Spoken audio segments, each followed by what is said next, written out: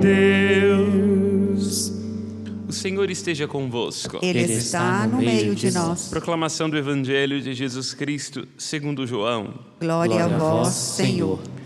Naquele tempo, disse Jesus aos judeus: em verdade eu vos digo, em verdade, se alguém guardar a minha palavra, jamais verá a morte. Disseram então os judeus: agora sabemos que tens um demônio. Abraão morreu e os profetas também, e tu dizes: se alguém guarda a minha palavra, jamais verá a morte. Acaso és maior do que nosso pai Abraão, que morreu, como também os profetas? Que pretendes tu ser? Jesus respondeu: se me glorifico a mim mesmo, minha glória não vale nada. Quem me glorificará é o meu Pai, aquele que vós dizeis ser o vosso Deus. No entanto, não o conheceis, mas eu o conheço. E se dissesse que não o conheço, seria mentiroso como vós. Mas eu conheço e guardo a sua palavra. Vosso pai Abraão exultou por ver o meu dia. Ele o viu e alegrou-se. Os judeus disseram então: nem sequer 50 anos tens e viste Abraão? Jesus respondeu: em verdade vos digo, antes que Abraão existisse, eu sou. Então eles pegaram em pedras para apedrejar Jesus, mas ele escondeu-se e saiu do templo. Palavra da salvação. Glória a vós, Senhor. Que pelas palavras do Santo Evangelho sejam perdoados os nossos pecados. Amém. Podemos nos sentar. A primeira leitura que acabamos de escutar e o Evangelho retoma na construção de sua narrativa a figura de Abraão. E esta figura não é despropositada. Dentre as características que poderíamos destacar de Abraão, que são enunciadas o tempo todo nas Sagradas Escrituras, já que Abraão é pai na fé. O que isso significa? Significa que em Abraão inicia-se um movimento de restauro da experiência dos homens com Deus, que havia sido desfeito por consequência do pecado. Se nós vamos ao livro do Gênesis, vemos que as narrativas do início, logo após um instante imemorial, belo e apaixonante da criação, são de trevas cada vez mais profundas. O pecado instaura um ensombrecimento nas relações dos homens com Deus, de modo que o pecado atrai para a criação um estado de inimizade entre Deus e os homens, entre os homens entre si, dos homens para com a criação. No entanto, no capítulo 12 do livro de Gênesis, instaura-se uma revolução.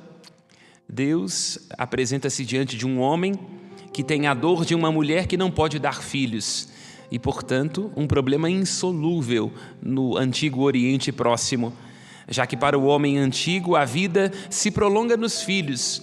Não ter filhos significaria viver em vão, não podendo transmitir sua herança, sua cultura, sua carne, sua família às próximas gerações. Deus então se envolve com as dores deste homem que desce de Ur dos Caldeus. Em Harã lhe diz: Abraão, sai da tua terra, sai da tua parentela e sai da casa do seu pai. E Abraão, escutando a voz deste Deus, lhe é dócil. Aqui é preciso já destacar o movimento do pecado, do ensobrecimento e da inimizade é o movimento de tapar aos ouvidos a palavra de Deus e a sua vontade. É isto que fizeram os nossos primeiros pais no Éden. Agora Abraão abre os ouvidos, escuta a Deus. Ele se torna pai de todos aqueles que creem, porque é ele que abre os ouvidos e a fé vem pelo ouvido, como vai lembrar o apóstolo Paulo na carta aos Romanos. Portanto, aquilo que se instaura no capítulo 12 do Evangelho, do livro do Gênesis, é uma relação de amizade entre Deus e os homens. Por isso dizia, dentre as muitas características que nós poderíamos destacar de Abraão, Abraão pai na fé, Abraão paciente, Abraão perseverante, Abraão o justo, quero destacar uma nesta manhã, companheira de nossa reflexão, que é a palavra amizade. Se nós vamos lá ao livro de Daniel com seus companheiros, ora jogados na cova dos leões, ora jogados na fornalha por Nabucodonosor, quando ele vai invocar a Deus em sua solidão, para que Deus o resgate da morte, ele diz: ó Senhor, por Abraão, o vosso amigo. A amizade é, sem sombra de dúvidas, um dos grandes tesouros da nossa existência. Tesouro nas nossas relações humanas, inclusive. Lembremos-nos, Aristóteles tem uma grande e bela definição em suas obras a respeito da amizade. Ele diz que a amizade é uma alma só que pode morar em dois corpos. É um coração que bate em duas almas. Quem quer que já tenha tido um amigo, experimentou, amigo de verdade. Não contato no Instagram, no Facebook, não alguém que está conosco por aquilo que nós temos e por aquilo que nós podemos exibir, mas amizade de verdade. É uma única alma, a amizade, morando em dois corpos. É um único coração palpitando em duas almas. Na amizade nós não nos pertencemos. As dores do outro são nossas. Aquilo que interessa ao outro é também nosso. As causas do outro são também as nossas. A amizade é um instante imemorial de um só coração batendo em dois corpos. Quando a amizade é verdadeira, ela é para além da utilidade. Inclusive, nós temos amigos que são, às vezes, até um pouco inúteis. Não têm posses.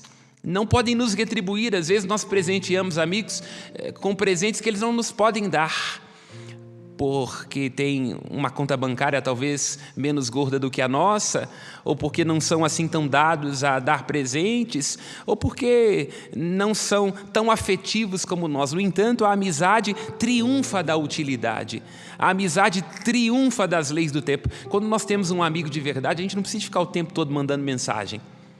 É assim quando a gente tem que manter um conchavo, ou quando esta pessoa tem que ser cúmplice, a gente tem que ficar o tempo todo lembrando essa pessoa daquilo que ela tem que fazer em função de nós. Uma amizade verdadeira, não. Nós podemos passar anos sem nos encontrar. No momento em que nós nos encontramos, parece que nós nos vimos ontem. É isso, portanto, que Deus nutre para com Abraão. E aí nós vamos entender o que acabamos de cantar no Salmo. O Senhor se lembra sempre da aliança.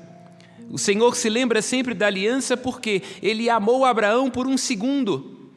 Amou Sara, como vai lembrar a profecia de Isaías, na solidão de Sara, na sua incapacidade de conceber, o Senhor a visita, a abençoa e a multiplica. E aquilo que Deus amou por um só segundo, Ele jamais será capaz de deixar de amar. Nós, às vezes, ao contrário de Abraão, fazemos de Deus inimigo de nossa existência e de nossa felicidade.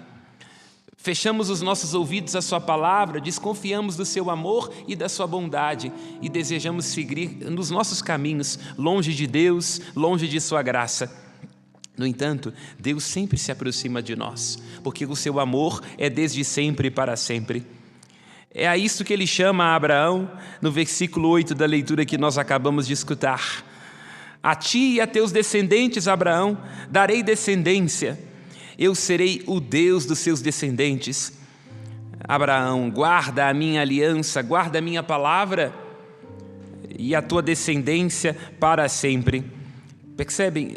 Deus está estabelecendo para com Abraão e para com a sua descendência. E entendemos que a descendência de Abraão não é só segundo a carne, mas segundo a fé. Todos nós que acolhemos a palavra de Cristo, deixamos que se desenvolva em nós o movimento da fé, nos tornamos descendentes de Abraão. Ele não é pai somente segundo a carne do povo judeu, mas é pai de todo aquele e de toda aquela que crê. Nós recebemos em nós as bênçãos de Deus, a graça de Deus e a amizade de Deus.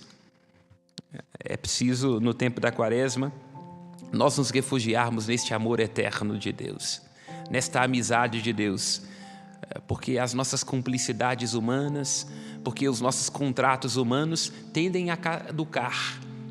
E no momento em que nós nos sentirmos sós e desamparados, é preciso recordar que Deus é nosso amigo.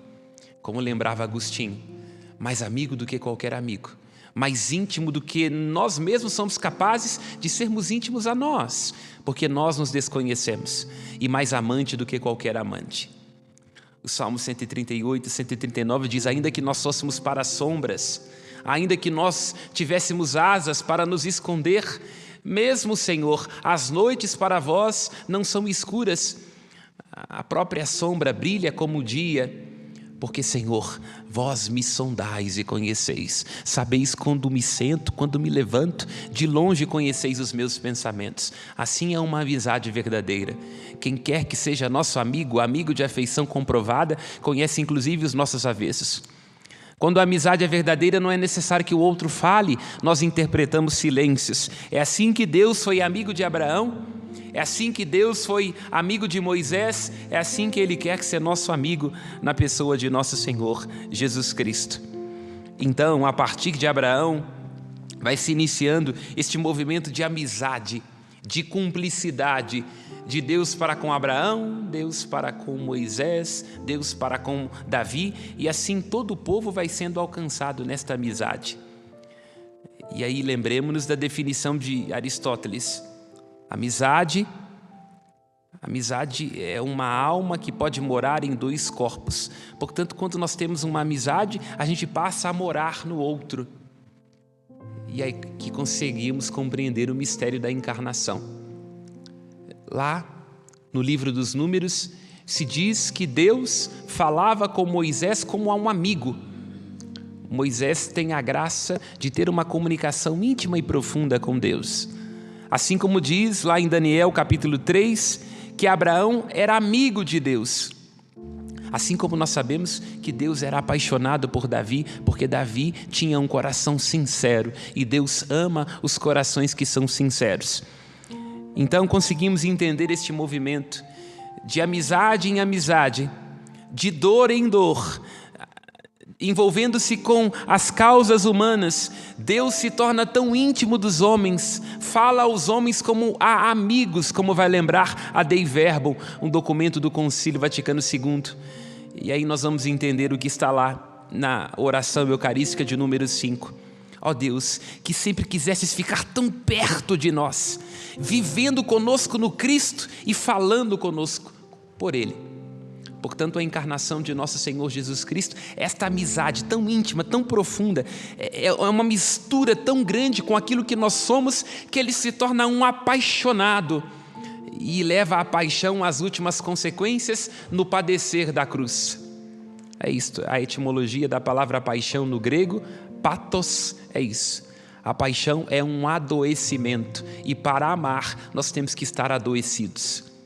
Adoecidos do ponto de vista da compreensão de que as dores dos outros se tornam as nossas, de que se dói nele, doirá também em mim, de que aquilo que é importante para ele é também importante para mim. É assim que Deus te ama, me ama e nos ama. Envolve-se com nossas causas, com as nossas dores, com as nossas chagas, até que por causa deste amor, desta amizade, Ele irá parar na cruz, para que a cruz seja o sinal eloquente do seu amor.